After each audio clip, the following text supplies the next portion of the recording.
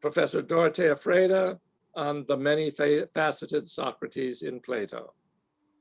Hello, everybody. I'm happy to talk to you today.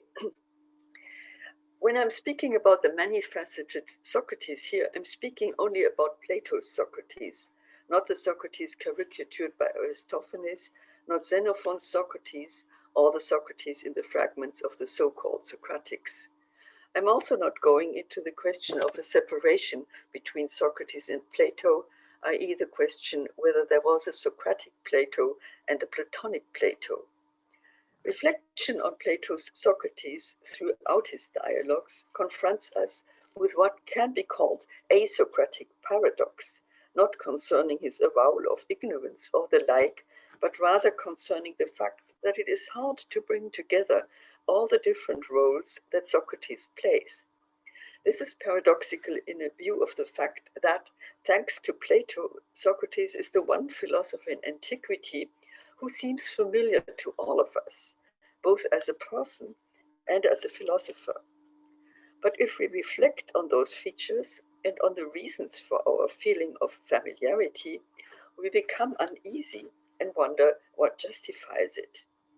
In no two of Plato's dialogues is Socrates exactly alike. By alike, I mean especially his treatment of his partner or partners. Of course, there are certain patterns, for there is quite some overlap between the kinds of discussion, but there's also considerable differences. They concern both the strategy of the arguments, as well as Socrates' immersion into them, and the degrees of seriousness and unseriousness that he displays. There are sometimes intimations of mockery and levity. Socrates is often funny with a whimsical sense of humor. Then there is irony in the original sense of ironia, namely dissemblance and understatement, as in his avowal of ignorance. But there's also irony in our sense, namely the intention to say the opposite of what one in fact says, in a way that the interlocutor is supposed to be aware of. If I say to a policeman, out of vexation, I know you're only doing your duty, both sides know that I mean the opposite. The policeman is a nuisance. There's also irony that is aimed at the reader rather than at the interlocutor. While Socrates' naive partner takes what he says at face value, the reader clearly is not supposed to do so. That diagnosis applies to all those dialogues where the interlocutor is so full of himself that he takes Socrates' admiration for real, such as the over-beautiful Hippias, the would-be religious expert Euthyphro, or the linguistic pedant Prodicus. But sometimes we're not sure about the coloring of a discussion. We do not know, for instance, whether Plato expects the reader of the Meno to be familiar with the devastating portrait of Meno's character in Xenophon's Anabasis, namely Meno's boundless greed, ambition, and his total unscrupulousness. At any rate, I assume that Meno's gruesome death in Persia was well known. Plato pointedly introduces him as Meno the Thessalian, and later mentions his imminent departure from Athens that was his point of no return. That alone must throw a peculiar light on the joint search for virtue and on the expectations concerning its results. There's a world of difference between the kind of virtue that Meno is interested in and the kind that Socrates has in mind. It is, of course, not easy to say at what point Plato intends Socrates to be serious and where he lets him play the innocent in order to draw out his partners. And there are also these dialogues where not much humor or joking is displayed, as in the Phaedo or in the Republic, with the exception of Book 1.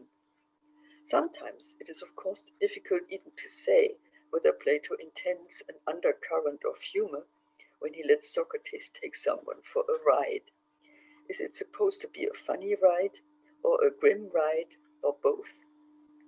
Even where there is banter, there is always an element of deep seriousness mixed in, although its degree is hard to assess.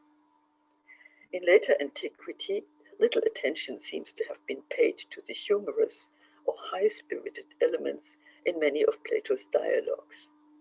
Both Plato's adherents and his opponents took his doctrine very seriously. Especially the Neoplatonists seem not to have raised any question about Socrates, Plato's seriousness. There are, of course, good reasons for not doing so. For there are dialogues where not much funniness is visible, where Socrates does not refute anyone or hides behind claims of ignorance, but rather propounds what look like straightforward doctrines, such as in the remaining 9 books of the Republic, the later part of the Gorgias, or in that of the Phaedrus. I come now to point 1, Socrates' Self-Descriptions. We cannot spend our time here on a review of the different reproaches in Plato's dialogues as a whole. That would necessarily be quite superficial, but it is important to remind ourselves of those dialogues where Socrates quite explicitly adopts different roles in the self-portraits he sometimes gives. In the Apology, Socrates calls himself the gad-fly that the gods have sent to the Athenians to stir them up in their self-complacency like a noble but sluggish horse. Meno compares Socrates to a stingray who numbs his partners, and Socrates is quite ready to adopt that likening with a proviso that he is numbed himself because he allegedly shares his partner's aporia. In the Euthyphro, Socrates turns out to be the heir of Daedalus who makes all the explanations move and disappear. Then there is the Socrates who calls himself the swan of Apollo, singing his swan song in the Phaedo. Somewhat less flashy, but all the more impressive, is the way Socrates presents himself as the obedient disciple of the priestess Diotima in the Symposium, a portrait that is later countered by Alcibiades' description of Socrates as a Silenus. Socrates also appears as the young and inexperienced victim of old Parmenides, who subjects him to one aporia after another in order to demonstrate to him the difficulties that have to be surmounted by a successful theory of the forms. But none of these descriptions seem comparable in importance with Socrates' likening of himself to a midwife in the Theaetetus. That is often treated as the hallmark of Socratism, so to speak, so that people speak of mid-wifery or meiotics as the Socratic method. But although it may be the most impressive self-portrait, it is not a supplement, but rather an alternative to all the other epithets. To put it bluntly, no one would want to have either a gad-fly or a stingray as a midwife, and even the swan of Apollo would not be the animal whose assistance someone would benefit from while undergoing the kinds of labor that is going on in the Theaetetus. That it is wrong to amalgamate all the more or less aphoretic Socrateses has been argued by Miles Burnett many years ago. He also pointed out in what way midwifery in the Theaetetus represents quite a new aspect. There is in fact no stinging or numbing. Instead, there is provocation of wonder, thaumazein, and wonder is said to be the beginning of philosophy. The claim of ignorance is, of course, still there. Socrates denies firmly in the Theaetetus to have any answer ready to the question of the nature of knowledge. Quite the contrary. He claims to be infertile himself, like a midwife who must be a woman past childbearing age. But not only does Socrates deliver the various babies that young Theaetetus had allegedly been pregnant with, he also stimulates one pregnancy after the other by offering different suggestions. Some of them are borrowed from other thinkers, like the Protagorean doctrine that man is the measure of all things. Another is the Heraclitean position that everything is in motion in all respects, and that does by no means exhaust what Socrates has on offer. The few suggestions that Theaetetus himself makes of his own accord always get greatly enriched or extended by Socrates. Thus, Theaetetus' second answer that knowledge is true belief prompts Socrates to plunge, among other things, into an extended investigation of false belief, how to think what is not. And Theaetetus' third suggestion, that knowledge is true belief with an account, gives rise to a chase for the meaning of account, logos, that Socrates goads on with further suggestions. They all deserve, but also stand in need of, further exploration, even though they do not lead to any positive end result. At the end of the dialogue, Socrates not only repeats his claim that he acted only as a midwife, but also firmly insists on the limitations of his own art. I quote, "This is all my art can achieve, nothing more. I do not know any of the things that other men know, the great and inspired men of today and yesterday.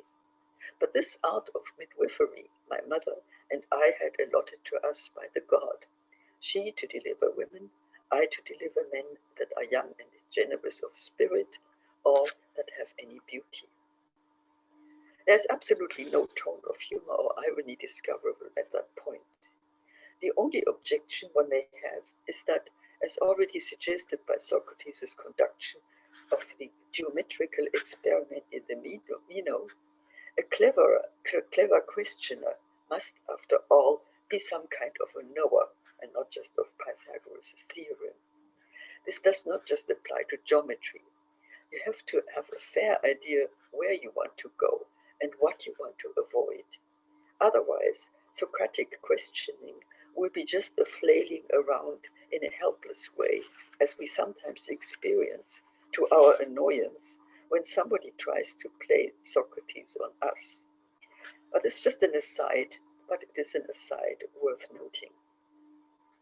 I come to point 2, a farewell to Socrates, ?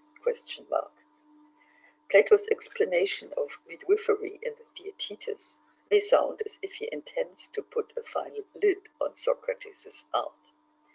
And that assumption receives a certain confirmation by the fact that in the sequel to the Theaetetus, in the Sophist and in the Politicus, Socrates is replaced by the Eleatic stranger as the leader of the discussion, who then solves some of the problems indicated in the Theaetetus, and who also expatiates amply on the method of division. In the Timaeus, Socrates' role is limited to setting up the task for his partners. He does not claim ignorance there, but rather the inability to envisage the comportment of his ideal citizens in action, so that the others have to step in. And of course, in the laws, Socrates is not there any longer at all. So it may look as if Plato has first put some limitations on Socrates' art and finally turned away from his own altogether.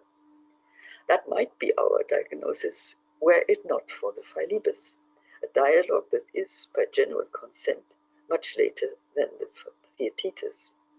Socrates is back in harness and displays many of the features that are familiar from certain earlier dialogues. The discussion starts with some stinging and numbing that puts to silence the hard-baked hedonist Philebus, and that stirs up the intellectual curiosity of his less hard-baked substitute Protarchus. But after this aphoretic beginning, the Socrates of the Philebus is very constructive. He not only recommends, but also exemplifies in detail the method of collection and division. He proposes a new ontological schema with a fourfold division of all there is now in the universe. And he subsequently applies it to the determination of the nature of pleasure and to the evaluation of pleasure and knowledge as human goods. And although the mathematizing is much more limited than it is in the Timaeus, Socrates in the Philebus puts strong emphasis on the importance of limit and measure, not just in human life, but in the universe at large. To be sure, in the Philebus there is quite some continuity between Socrates' recommendation and depiction of the art of dialectic with that in the much earlier Phaedrus, but the distinction between the four kinds of being and its application represent quite new elements in the Philebus. So Plato again does here what he has done many times before. He lets Socrates play a significantly different role, and he also lets him propose quite different doctrines. Plato clearly has not sent his Socrates into retirement in his late dialogues, but still makes use of him where and how he sees fit to do so. He is never hampered by what he has let Socrates say elsewhere. The laws are, of course, a special case, and I do not want to rehash André's point, but it is clear that Plato could not well transpose Socrates to far away Crete and let him head the group of old men on their way to the cave of Zeus. But it seems indeed at least significant that he does not give another name to the Athenian stranger. I come to point 3, the reception of the different Socrateses in the Platonist tradition. We will not go into an in-depth analysis of the different roles that Socrates plays in Plato's dialogues. Instead, we will turn to the question, how did his successors deal with the multifaceted Socrates? As is well known, the later Platonists did not ignore the difference between the different dialogues. The Middle Platonists, for instance, located it not in Socrates himself, but rather in the interlocutors and their character, and therefore regarded the drawing of the different characters, the ethopoeia, as an important element in the dialogues. It is supposed to match the different character of the investigations, and they are therefore put into different categories with different subdivisions. A dialogue is either instructive, hyphegetikos, or inquisitive, zetetikos. The instructive dialogues fall into the subclasses of theoretical, practical, and logical investigations. Of the inquisitive kind, one aims at training, gymnastikos, the other at victory in controversy, agonistikos, and so on. And finally, all the speakers are supposed to, the main speakers are supposed to function as Plato's mouthpieces. Besides Socrates, there is of course Timaeus, the Athenian stranger, and the Eleatic stranger. That not all dialogues lead to a clear result is not denied. I quote from Diogenes Laertius, where Plato has a firm grasp, he expounds his own views and refutes the false ones. If the subject is obscure, adelon, he suspends judgment. This kind of categorization of Plato's dialogues seems to have been introduced after skepticism had lost its attraction in the 1st century BC, when the Platonists resumed dogmatist interpretations of Plato's work. I will not go on and take a look at the Neoplatonist treatment of the different dialogues. Plotinus seems not to have concerned himself with the form and the character of the dialogues, but some of the later commentators clearly did, such as Proclus.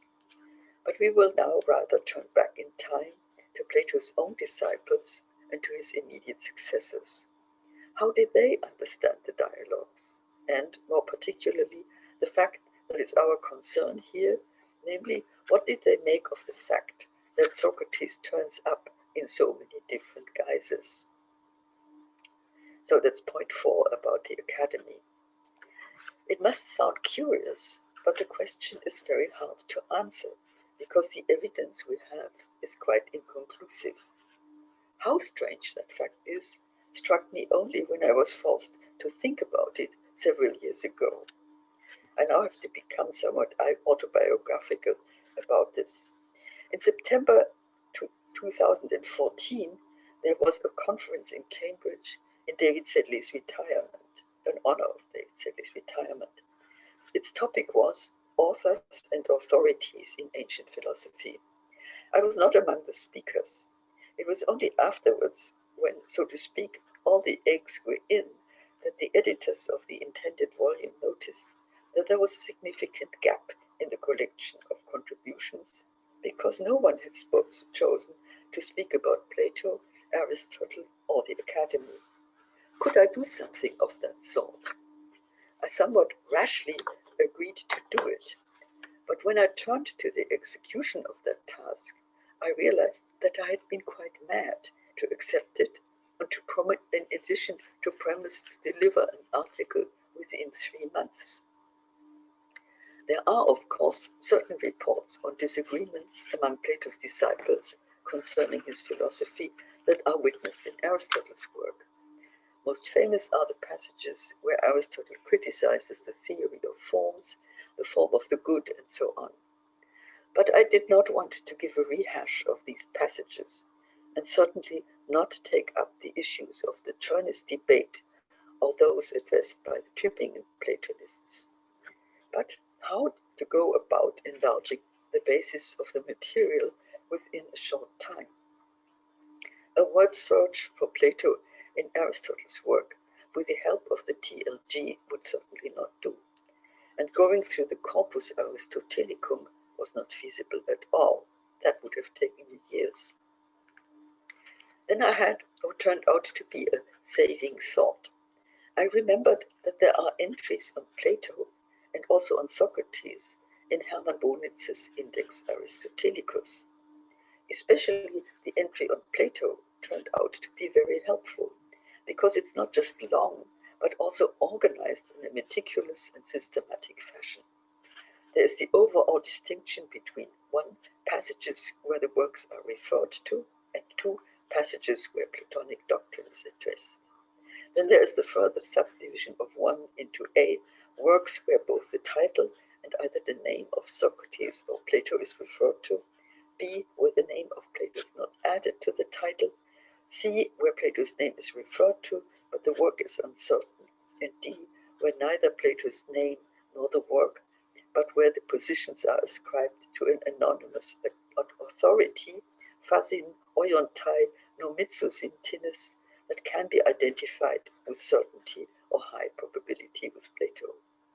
And as far as the doctrine is concerned, Bonitz adds short explanations about the concern of the passages, such as the forms, Plato's principles, mathematics, sensibilia, cosmology, psychology, and so on.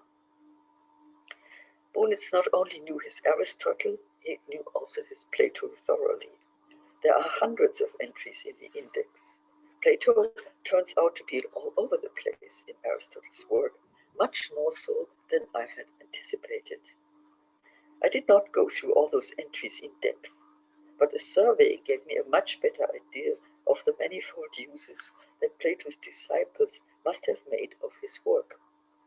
Knowledge of Plato's works seemed to have been presupposed as standard knowledge, and some of his dialogues were clearly treated as what one would call repositories of arguments rather than explicitly discussed.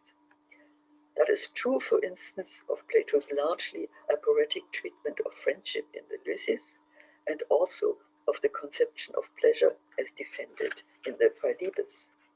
Neither dialogue is referred to by name in Aristotle, but he seems to have taken for granted a thorough familiarity with Plato's treatment of those issues.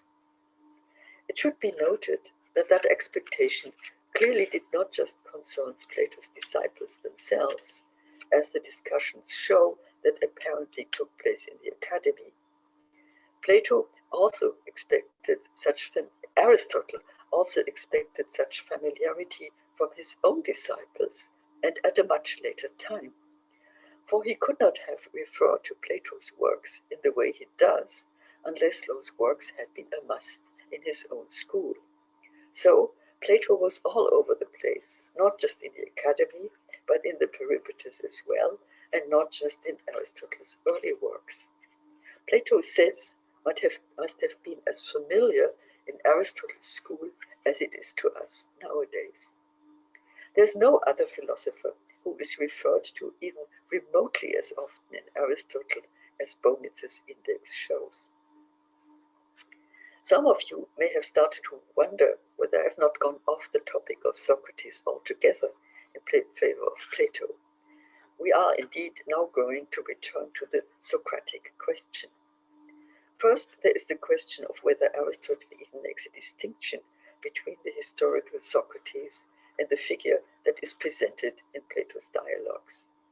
Some scholars have doubted that, because Aristotle speaks of all of Plato's dialogues as Socraticoi logoi, including the laws, ignoring the fact that Socrates is not there at all.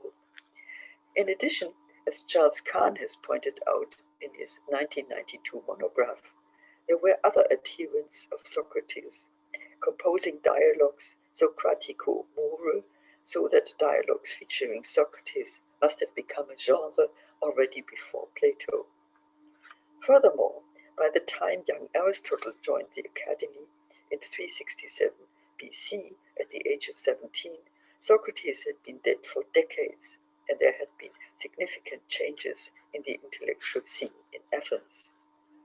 Certain scholars therefore attribute no weight to the short historical report in the book Alpha of Aristotle's Metaphysics. I quote the passage: Socrates was busying himself about ethical matters and neglecting the world of nature as a whole, but seeking the universal in these ethical matters, and he fixed his thought for the first time on definitions. Plato accepted his teaching, but held that the problem applied not to any sensible things, but to entities of another kind, for this reason that the common definition could not be a definition of any sensible things, as they were always changing. Things of this other sort, then, he called ideas, idei, and sensible things, he said, were apart from these and were called after them. A denial of the historical relevance of Aristotle's short report seems implausible for many reasons. Suffice it here to say that it would have been very strange if Plato had never talked to his disciples about the historical Socrates. The academy was not a huge and anonymous institution, but a small community with close encounters, at least between Plato and his more advanced students. In addition, there are clear indications that Aristotle in his writings makes a distinction between Socrates as the speaker of a Platonic dialogue and the historical Socrates. Thus, the much praised Bunitz has a separate entry for Socrates and for Socrates Platonicus. He seems to have shared the observation that was first recorded by the 19th century philologist Fitzgerald, namely that Aristotle systematically refers to the Socrates in a Platonic dialogue as the Socrates or Socrates, while leaving out the article when referring to the historical Socrates. Although Fitzgerald's canon was savaged by A.E. Taylor in an article in 1911, it has been vindicated by Ross in the introduction to his commentary to Aristotle's Metaphysics in 1924.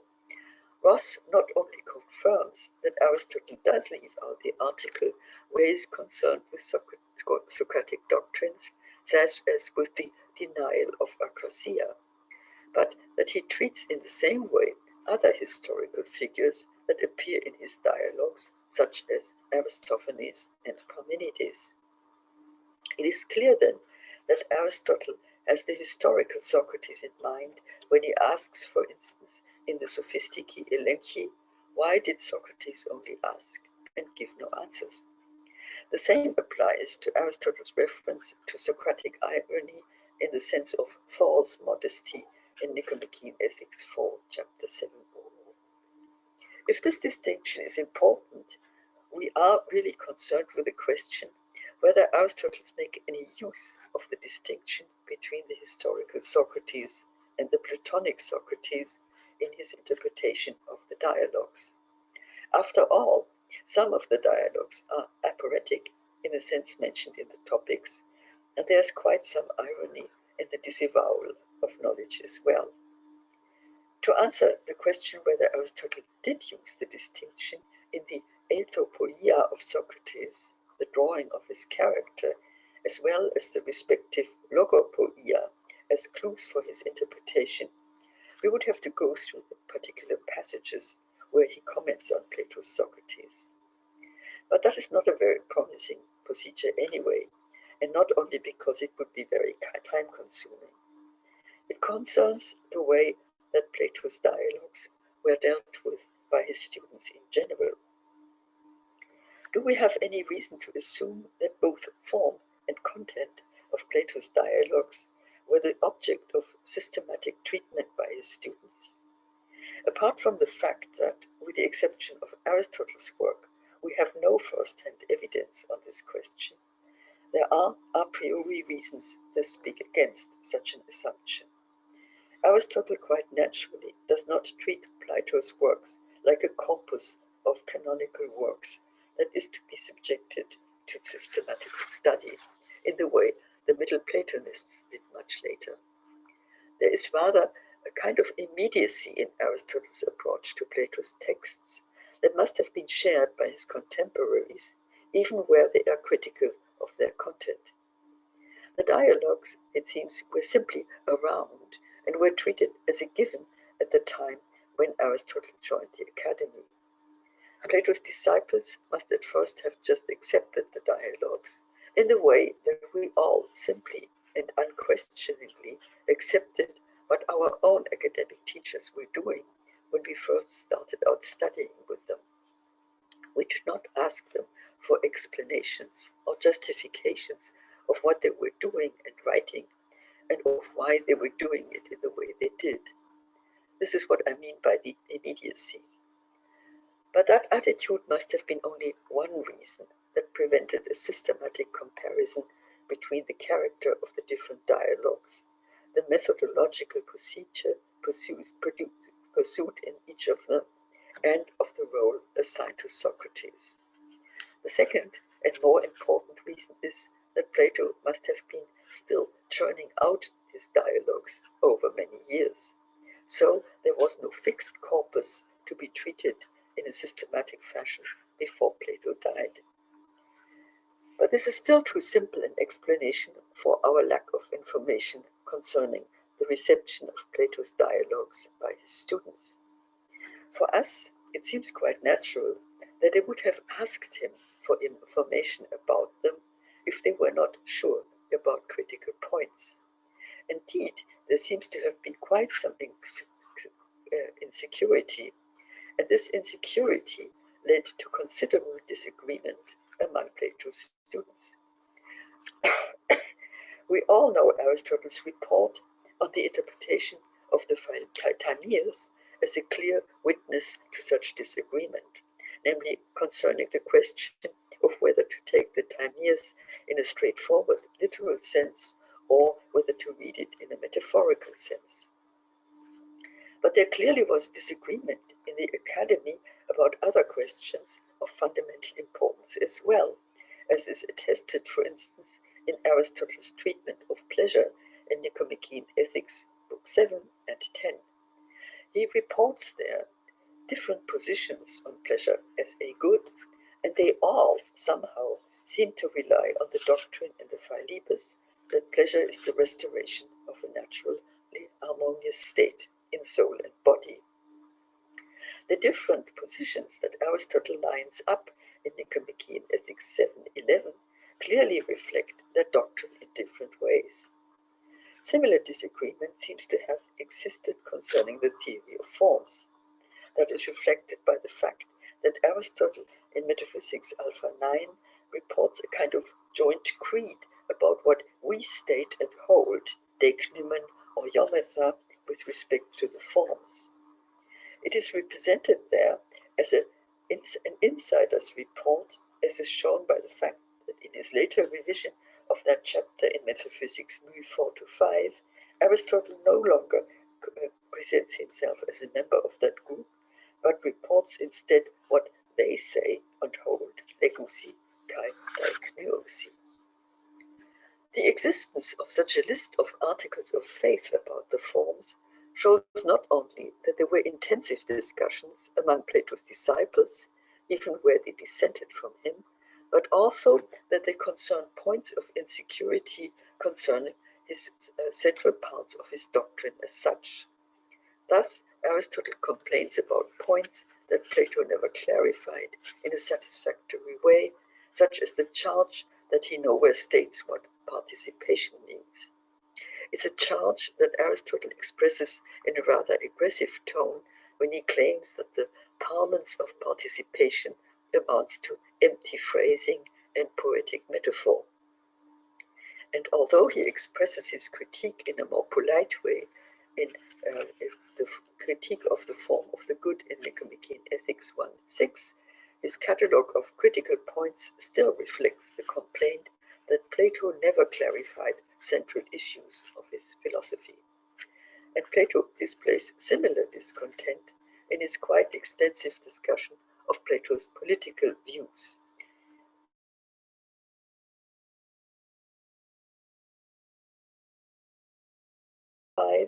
Aristotle enumerates all sorts of unclear or open points in the Republic, such as the arrangement of the family life and the property of the third class, as well as concerning the education of those citizens. Upon reflection, these complaints must seem quite strange to us. After all, Plato was there, around, and seemingly well for a long time after the Republic's composition, as well for some years after that of the Timaeus. The Laws was a different case if it's true that it was edited only after Plato's death. But so, why did his students not just ask Plato about such issues? Astonishing as it may appear to us, asking Plato seems not to have been one of the things done in the academy. An independent witness to that is the famous lecture on the good, as reported by Aristotle's disciple Aristoxenus. And as we learn in addition from Simplicius, Aristotle, Heraclitus Ponticus, Hestiaios, and other friends had been present at that occasion and taken notes on what was expressed in an enigmatic way. That confirms that asking Plato was not an option. What goes for that lecture seems also to have gone for Plato's dialogues, as is shown by his disciples' disagreement about his intentions. I come now to point 5, Plato's role in his school. The students' apparent self-restraint in that respect must strike us quite strange, particularly in view of the fact that, as I said before, the academy was not a huge anonymous institution, but a community, a koinonia of closely related members, and that at least his advanced students seem to have been on intimate terms with Plato. He was neither a gross ordinarius, nor was he the Pythia sitting on a tripod speaking in riddles. Reflection shows, however, that Plato had good reasons for refusing to act as his own exegete. Given the openness of the discussion in many of his dialogues, and the no doubt intentional ambiguities that remain concerning their results, Plato would have had to do a lot of explaining, and he would have had to do it again and again for every new generation of students. And that would have given rise to a lot of agrapha dogmata. As the number of his students increased over the years, there would have been various writings in circulation that pretended to provide the key to Plato's dialogues. There would not only have been different versions, they would also have gone against Plato's intentions, given the open-endedness of the results of most of his dialogues. Plato seems rather to have preferred to share the fate of all authors who pass on their thoughts in written form that he famously and humorously depicts in the Phaedrus. Socrates claims there that written works are at the mercy of the reader, any reader, so that, I quote, every discourse rolls about everywhere, reaching indiscriminately those with understanding no less than those who have no business with it. And when it is faulted and attacked unfairly, it always needs its father's support. Alone, it can neither defend itself nor come to its own support. If Plato, as suggested by some scholars, had hoped to protect his own written work from misinterpretation by writing dialogues rather than systematic treatises, he cannot have entertained that illusion for long. Even his intimate followers clearly subjected Plato's dialogues to quite different interpretations. He seems to have taken that fact calmly. Instead of acting as a father, he seems to have consoled himself with the notion that, I quote again from the Phaedrus, when he writes, it is likely that he will do so for the sake of amusing himself, storing up reminders like treasures for himself when he reaches the forgetfulness of old age, and for everyone who wants to follow in his footsteps. He will rather spend his time amusing himself with the things I've just described. Amusement aside, if Plato was averse to act as his own interpreter, that aversion must have included the roles that he lets Socrates play in them. He may have explained to his disciples that, after all, they were grown-ups and should make up their minds themselves. And he seems to have stuck to that attitude throughout his years as head of the academy, which lasted, after all, for some 40 years. If someone questioned what Plato intends to say in this or that dialogue, he may simply have replied, "It is not I that is speaking there." And that attitude would have included the many-faceted Socrates. The Socrates, in each case, is just that, a Socrates, at this or that occasion, in this or that discussion, with this or that partner, more or less serious about the issues in question. Plato, I submit, was not a philosophical ventriloquist who uses his figures as his mouthpiece. Most of all, Socrates. And that must be one of the reasons why he lets Socrates appear in so many different guises. He rather leaves it to the reader to reflect on the question what to make of the many-faceted Socrateses. To look for the orthodox version of Plato's philosophy and to push aside question concerning the form of the dialogues as mere ornamental bywork must lead to an unwarrantedly narrow view that does not do justice to the flexibility of Plato's thought, I want to contend. Furthermore, it ignores the possibility that Plato had strong views about the limitations of the human mind anyway, when it comes to grasp the nature of all there is. And that, I take it, is one of the reasons why Plato stuck to Socrates as the main speaker of so much of his work, a Socrates who, among other things, keeps challenging his interlocutor's competence. I now come to the upshot. This contention does not impute a fundamental skepticism to Plato. I take it that he was convinced that there is truth, and that it can be grasped by the human mind, and that it can be grasped even with certainty if we proceed with diligence, so that we can give a proper account of the reason why, the kind of logismos that turns true belief into firm knowledge as postulated in the Meno. Only if that condition is fulfilled can one teach another person, and Plato clearly realized that this condition is a tall order. Such a teacher would be, among other things, other human beings like the seer Tiresias among the dead, who alone has his wits about him, as he lets Socrates say at the end of the Meno. It is an admonition that is all too often ignored by Platonists. And insofar as Plato's philosophy remained driven by that concern, he must have seen himself as continuously engaged in a Socratic enterprise, even if it sometimes brings in other speakers who raise issues that are inspired by other traditions, such as the Eleatic stranger or Timaeus as an heir to the Pythagorean approach.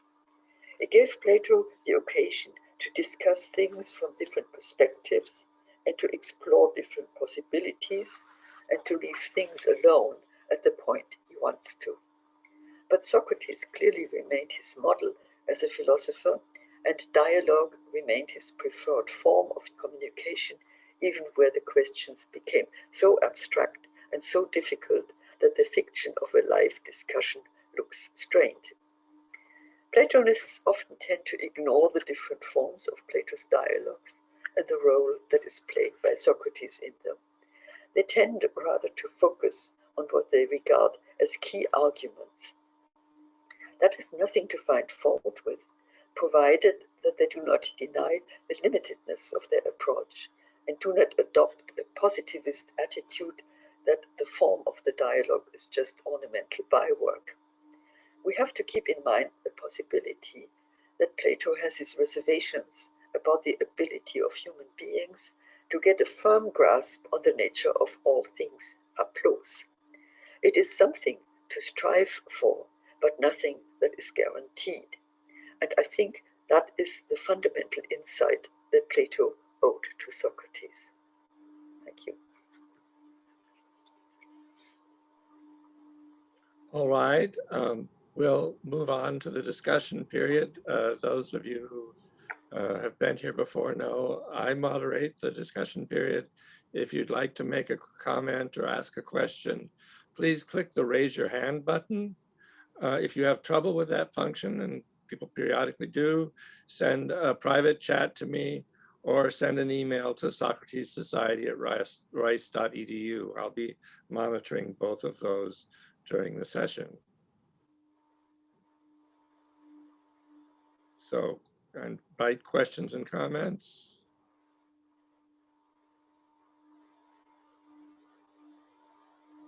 William Altman, you had something. Thank you, Don. And thank you, Dorothea. It's nice to finally meet you. I've been very happy to exchange emails with you in the past. I want to ask you about Socrates in the Philebus. I think it's an obvious question given your expertise on the subject. And basically, I mean, I want to ask you about how old you think Socrates is in the Philebus. And the reason, I'll just say briefly why I'm asking that.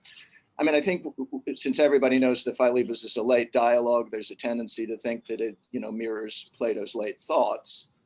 I'm struck by the possibility that the Socrates of the Philebus is a young Socrates. Plato has already showed some interest in the Parmenides in doing a kind of prequel to Socrates by depicting him as a youngster. So the possibility that he's a young Socrates is available there. You mentioned the parallel with the Phaedrus on dialectic. Of course, they go head to head on Theuth as well. And I don't think anybody would think that the version of the Theuth story in Phaedrus is less amusing and less Socratic, I would say, than the one in Philebus. So I want, since there's no chronological indication in Philebus that I can see, I mean, it mentions Gorgias, but he was 58 and 427 probably was a pretty famous guy before then. What do you think of the idea that that the Socrates in the Philebus is a young man, not an old Plato? Well, there is, of course, one indication in the dialogue where Protarchus says that, don't you see that we are all young and we're ganging up against you if you kind of make fun of us and don't answer the question? So Socrates must at least be older than these people who are there.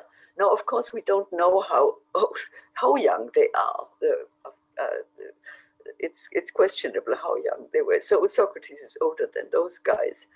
The fact that he not only displays, so to speak, dialectic at greater extent than in the Phaedrus would show that Socrates, who in the Phaedrus says that this method has always greatly intrigued him, but it always sometimes has left him, so to speak, empty-handed and kind of alone. He kind of repeats it in the Phaedrus, but in the Philebus, but you have the feeling Socrates presents him there as more experienced than he does in the Phaedrus. So in that way, he must be advanced. In addition, of course, there is also the further part, namely measure and or limited unlimitedness, and his insistence on kind of that kind of knowledge. This is also not a very young Socrates' request, right? That is how things should be done. But apart from that, I couldn't tell you what Plato means, whether Socrates is, so to speak, in mid-years or a little older. I have no idea about that. David Constant. Hello, Dorothea. Might Plato have taken as applying to himself Socrates' comment in the Apology that the tragedians and the poets who write inspired things are the last people able to explain them. Just possibly, Plato might have felt he was the last person able to explain his own works. Yeah, well, that is, of course, a funny point that one can entertain, and there may be something to that. But I think it must have been more of an intentional self, so to speak, self-restraint. Maybe that Plato realized, yeah, he would have to do this time and again, and there would be always more students who wanted to know and would try to pass it on. And then therefore, I think he must have fairly early on restrained himself and just refused to interpret what he says, and also to say more than he says in the dialogues, which one must say, in any of Plato's dialogues, he never tells us as much as we would really like to know. At least this is my experience after many, many, many years. Yeah, I was only citing that in support of your more rigorous argument. Yeah. But it's rather striking that evidently there was quite some insecurity of what to make of Plato's dialogues, and he seems to, did he sit in and listen to how they were discussing these things? Unfortunately, we don't know, but it's clear that Plato didn't, so to speak, raise his master's voice and settle the issues. So they went on discussing what they were discussing. Mario Regali.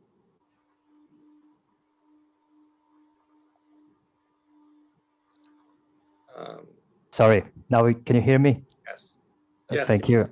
Thank you very much for your contribution, for your life work. And I'm very much sympathetic with your general view of Plato's thought as a continuous, open-ended Socratic enterprise. And I have two questions about your Socrates. One is regarding the lack of evidence of Plato's pupils' reception of the dialogues. Do you think that maybe another possible reason would be the conscience that the Socratic logoi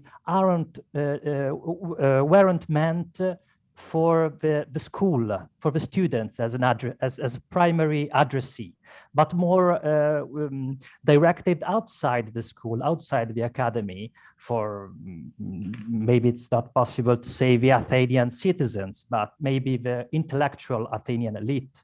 So there was a gap between all the achievements of Plato's, of this open-ended search, and what we can read in the dialogues. So we were more a protective function than just the transmission of the results of this open-ended search. And the other question is about the you have described the differences between the roles of Socrates, but maybe, so this is my opinion, maybe there are much more differences. The differences are wider if we look at Socrates' interlocutors. The differences between Glaucon and Demeter and Hippias are wider, are bigger differences than the Socrates of the Republic and the Socrates of Hippias, minor and minor. What would you say about it? Thank you very much again. Well, with the latter, I couldn't agree more. That was the point of my paper, namely that I wanted to say we have to look at the interlocutors. Socrates treats them in different ways, and therefore, it's very important to whom he's speaking, to guess, so to speak, the level we are at, and also when we don't get an answer, of course, the dialogues are suggestive. You could, if the partner hadn't been turned off in this way, where could we go if we want to be more successful? So I think it's one of the challenges.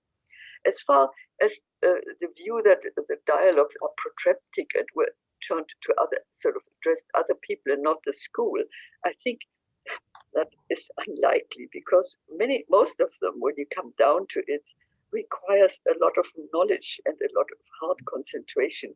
So I think other people wouldn't have been won for the academy, but rather turned off if they were exposed to lots of them.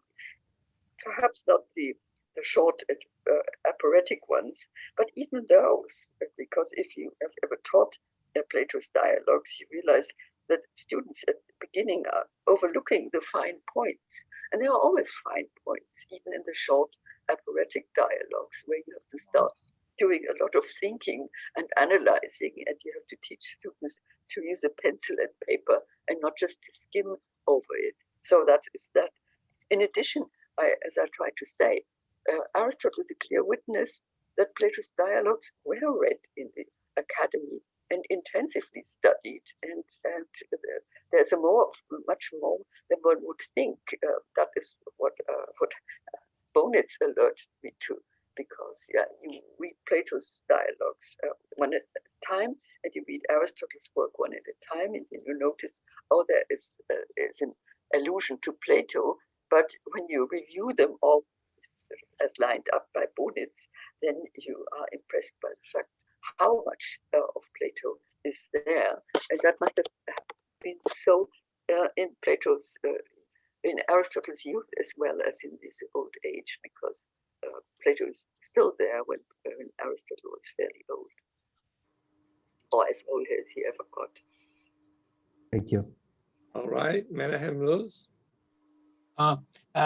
Thank you very much, Dorothea. I'd like to ask you 2 points. First, what you mentioned several times, you mentioned there being no systematic examination of the dialogues by his followers. What do you mean exactly by systematic?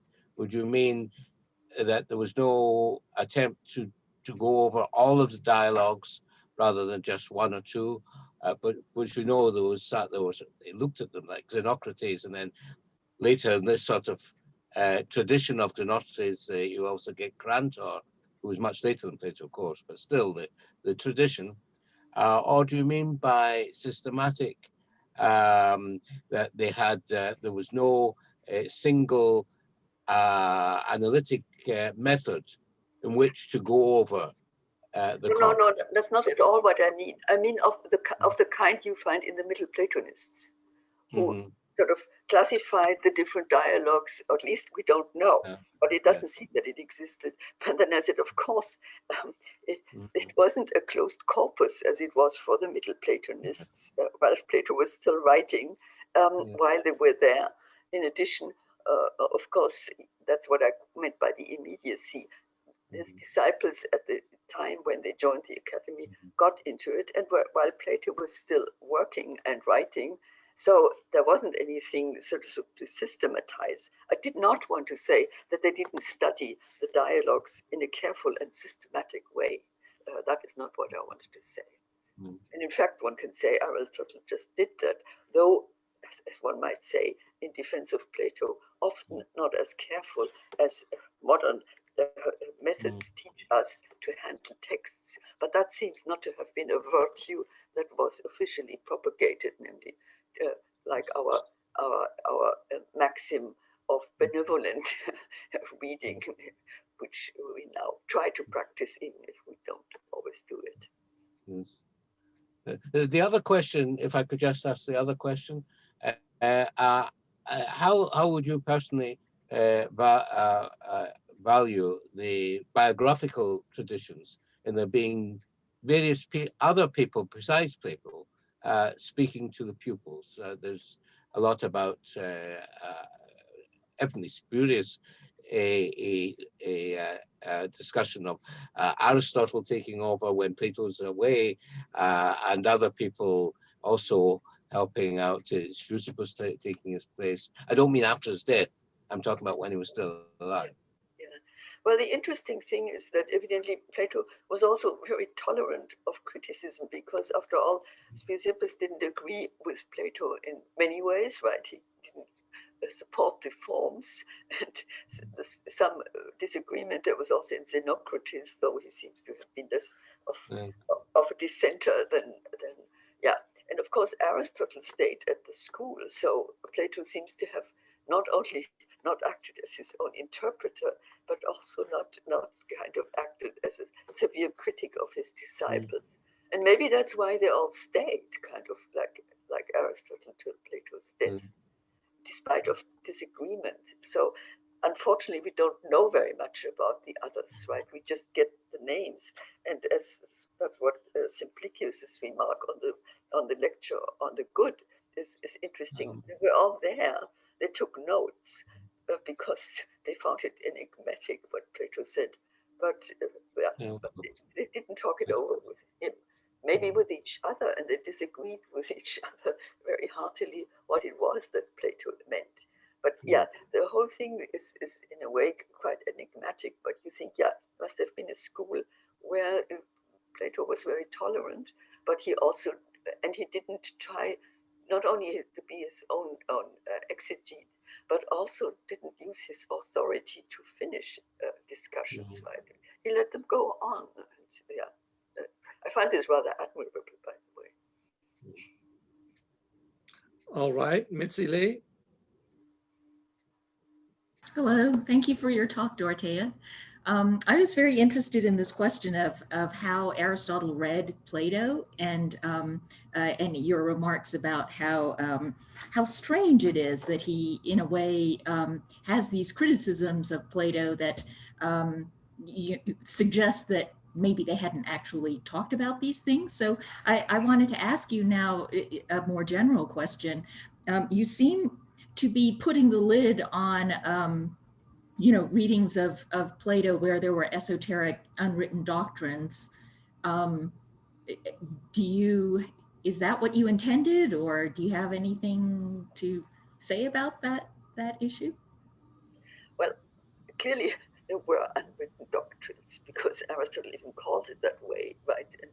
And so people evidently tried to make sense of what Plato said, which he didn't himself settle. And that must have happened while Plato was still alive. About the esoteric Plato, I do think that the Philebus indicates that he had some leanings towards this kind of mathematization of philosophy, and perhaps only in his last years. But then again, I think it was not anything that Plato seems to have pronounced on with any kind of authority. Otherwise, there would have been not so much unclarity. I mean, yeah, if you read Aristotle's metaphysics book, Alpha, you can't help thinking there was something there. And I'm not convinced of Jonas' arguments trying to quash it all. But it doesn't seem that he kind of finished it, or put the sort of, yeah, if he had pronounced on what he meant by that with more firmness, then perhaps Aristotle wouldn't have been so insecure what it actually was. The one and the indefinite dyad. Robin Waterfield. Thank you. Hi, Dorothea. This is really a very minor point, but I was kind of surprised to hear you resurrecting Fitzgerald's canon. I mean, I don't think Ross satisfactorily answered Taylor. I've recently translated the rhetoric, so let's stick to that. I mean, twice in Aristotle's rhetoric, he refers to the monexenus by saying, Socrates said it's not difficult to praise the Athenians in Athens, twice in the rhetoric. Once it's Socrates, once it's ho Socrates. Once in the rhetoric, he talks about Socrates' cross-examination of Miletus. This is clearly a reference to the Apology. It's not ho Socrates, it's just Socrates. I really don't think Fitzgerald's canon works. I would have to look at the passages. Yeah, I have to admit it's a while ago that I looked at all the passages that are discussed there. But I think, with a few exceptions, and you may have just got them, that it's it is a minority. It is a minority of cases for sure. Yeah. And the fact that Plato does the same with Aristophanes and Parmenides, I think, is a strong argument. Yeah. Anyway. Okay, thank you. So maybe I'll jump in with a comment question. When you were talking earlier about humor, I was reminded of the statement in Xenophon's Symposium that he's going to show serious men at play. And I've always thought, well, there's a topic. What serious points can you convey, according to Plato and other Socratics, can you convey through humorous means? But in response to your talk, it led me to think that there are different kinds of humorous means. There's Socrates making fun of himself, Plato making Socrates unselfconsciously ridiculous, and then there's play like in Plato's Symposium, where it's a contest. And in the Protagoras, it's a contest between Protagoras and Socrates. There's something about, it's not a philosophical discussion for its own sake. It's competing in a set of events for the approbation of the people around them. So I wonder if these distinctions that are just provoked in me by your talk, whether you think there's something to them or not. Yeah, I didn't want to say that I had gotten all the options on the table that explain what is happening in the dialogues. And of course, to my mind, of course, there's a lot of philosophically serious things going on in the Protagoras as well. And so I would say it's not just a competition. Of course, it is also a competition. But Plato, I think, sometimes makes more fun of the people he portrays. And I think at the beginning, Protagoras comes off well. I always enjoyed greatly Protagoras' myth, even if it's probably invented by Plato. Later on, Socrates is sometimes, one has to say, as Phlastos at one point says, Socrates there plays a less than admirable role. I mean, he's not, when he forces Protagoras, who was evidently much more polite than other sophists, to accept that the doctrine of a measure of pleasure, he puts, Protagoras just can't get out of it. So there are often dynamics that is hard to evaluate. So that's why I also find it difficult to be dogmatic. Who is playing what role? What is the upshot of the whole thing? What is the result? And what are we supposed to pursue further if we want to come to a positive result? That's often what is left open, but I think that's why it's also intriguing to read Plato. Thomas Lebon? Hi, Dorothea. Long time no see. I wanted to make two quick points. One, just in response to what Robin was saying about the Fitzgerald's canon. So Ross in his introduction actually does point to that particular reference to the Menexenus. And that's one of the 4 exceptions that Ross lists to Fitzgerald's canon. Ross thinks that these are just like exceptions that prove the rule. And so I think part of this is just going to turn on how many exceptions you think can be taken to be proving a rule before the exceptions disprove the rule. But I wanted to ask about this idea that Plato may have advanced unwritten doctrines, but that they weren't taken to be determinate answers that the Academy had to fall behind. I'm wondering, Dorothea, if you think this applies to everything that was taken as an unwritten doctrine, or if there are certain basic principles that Plato would have taught in an unwritten manner that all of the academy would have generally been on board with in something like an authoritative manner. So the two that I'm thinking of are the mathematization of the good in the lecture on the good, and then the idea that the greater and the lesser are supposed to serve as a material principle, which we have referenced among other places in a fragment of Hermodorus of Syracuse, his On Plato. And those do seem to be like fairly constant principles across early academics. It's hard to think of somebody who's going to flat out deny either of those principles. So do you think we might be able to take a slightly more moderate position and say that Plato definitively asserted himself on certain macroscopic principles, like the mathematization of the good, but left the details to be worked out by the academy?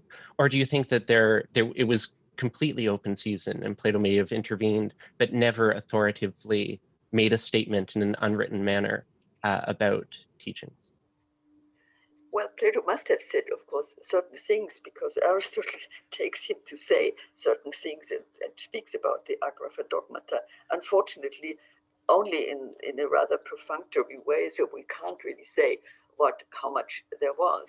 On the other hand, you're right about certain things that evidently Plato maintained about the more and less that you have then to give a measure to get to kind of stable mixtures. So that may have been a thought that Plato entertained for quite a while and that many of his students took over. On the other hand, Aristotle did not, or at least not for a long time. And therefore, yeah, that's why I was saying that perhaps Plato really refrained from trying to be authoritative and rather tried to be suggestive. And those of his students who took up his suggestions just did so. And those who didn't want to or later on changed their mind could also do so. Now, this might sound a bit wishy-washy, but I think it fits more what we know about the academy than the opposite. Sandra Peterson. Thanks very much for a very interesting talk.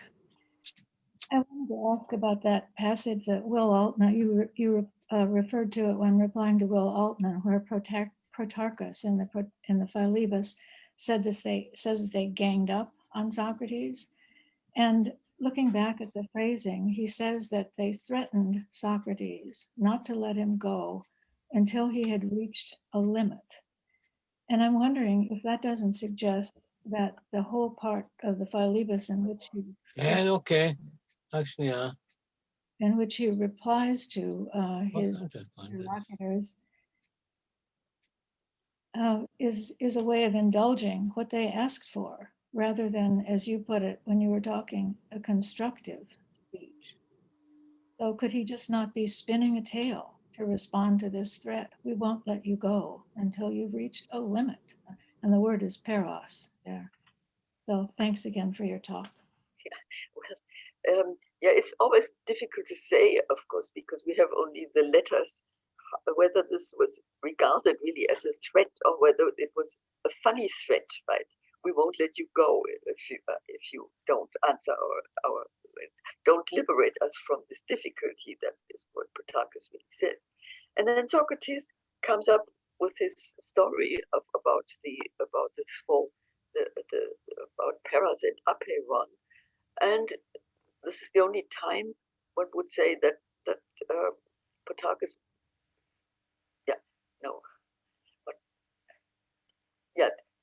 this is the only time that Socrates really feels challenged by his partner. Later on, Protarchus just goes on and on as so to speak, the willing partner in the discussion as Socrates leads it. So yes, it is in a way a dramatic thing, but then Socrates tells his dream, and his dream like insights about the different classes of being. So he can't have felt very threatened. Otherwise, Protarchus might have repeated it and said, yeah, this is all very well, but I don't know exactly what you mean by all that.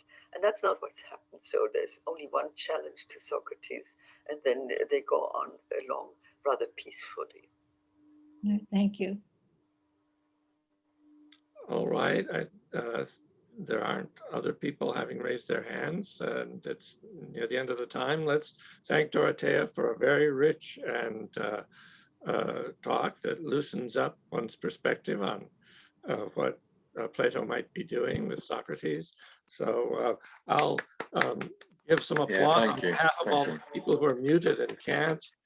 And thank you all. Hope to see you, as I said, in 4 weeks. Thank you very much, Don, for arranging this and including me. And greetings to everybody. Yeah, sorry that we couldn't talk more to each other. Bye. Bye.